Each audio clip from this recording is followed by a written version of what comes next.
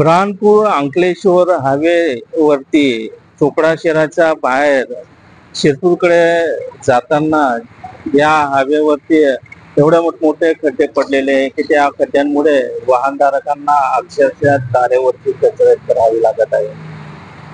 गेल्या अनेक वेळा या हायवेवरती या खड्ड्यांबद्दल आंदोलन करण्यात आलं, परंतु देखील याकडे अक्षरशः दुर्लक्ष होत आहे। नॅशनल हायवेकडे हायवे असल्याने सार्वजनिक बांधकाम विभाग याच्यावर कुठलाही निधी टाकत नाहीये, परंतु नॅशनल हायवेकडे हा वर्ग झाल्यामुळे या रस्त्याचे वाली कोण असा प्रश्न आता नागरिकांना पडलेला आहे। कारण बरेच वेळा आंदोलन झालेलं आहे, बरेच वेळा लोकप्रतिनिधींनी या ठिकाणी भेटी दिलेली आहे, परंतु अजूनही कुठेही या खड्ड्यांची दुरुस्ती होताना दिसत नाही। वाहनधारकांना नेहमी ये जा करताना या खड्ड्यांमुळे अनेक अडचणींना सामोरे जावं लागत आहे।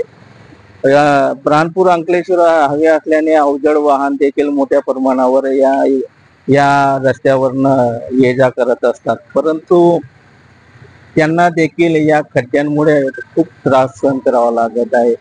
लहान वाहनांना तर अक्षरशः त्यांची जी गाडी आहे त्या खड्ड्यांमध्ये ते जमिनीला टेकले जात असल्याने त्या वाहनांचं देखील नुकसान होताना दिसत आहे। परंतु या हायवेकडे कोणीही लक्ष देत नसल्याने नागरिक देखील संताप करताना दिसत आहे।